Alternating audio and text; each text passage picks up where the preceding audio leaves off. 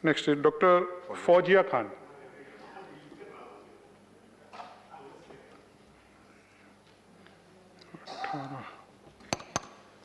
Thank you, Honorable Sir. Due to paucity of time, sir, I shall try to limit myself to a few concerns only. However, there are innumerable concerns, complexities, which need deliberation, particularly with different stakeholders. This bill is going to impact crores of different people and has very wide repercussions. Therefore, we are of the opinion, sir, that this should go to a select committee and it must be scrutinized thoroughly. I would like to emphasize that natural resources of our country are the actual wealth of that country. These resources are our permanent assets, which nobody can snatch away from us.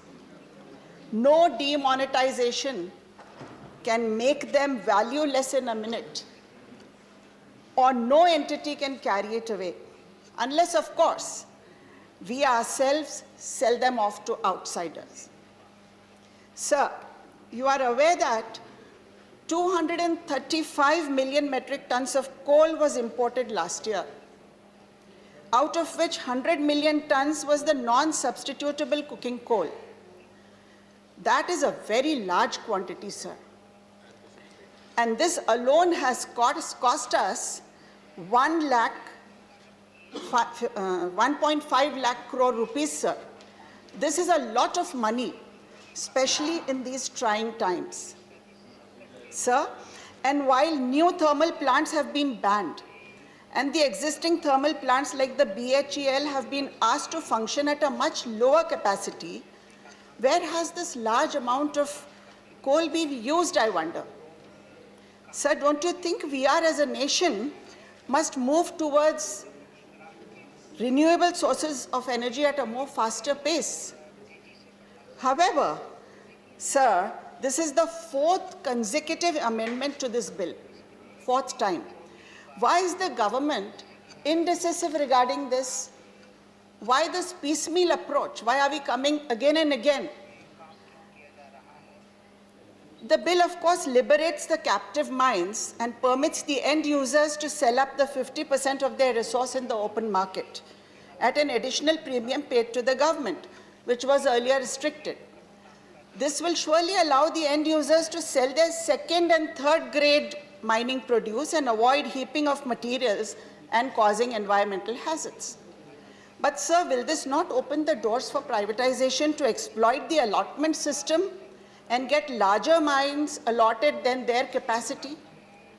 This issue needs to be addressed, because a dilution in the eligibility process of the allotment can result in not so prudent decisions, which can have a disastrous impact on the environmental balance.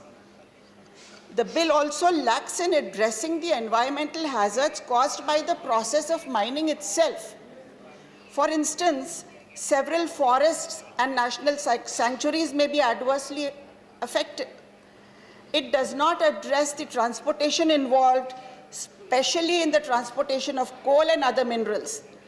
This has to be regulated and must be addressed.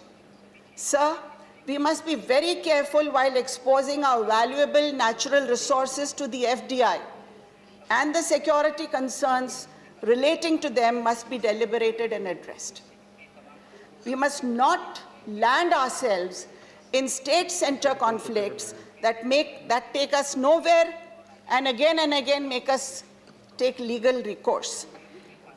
At the end, sir, what about the large-scale dispossession of Adivasis that leads to the pauperization and destruction of their communities?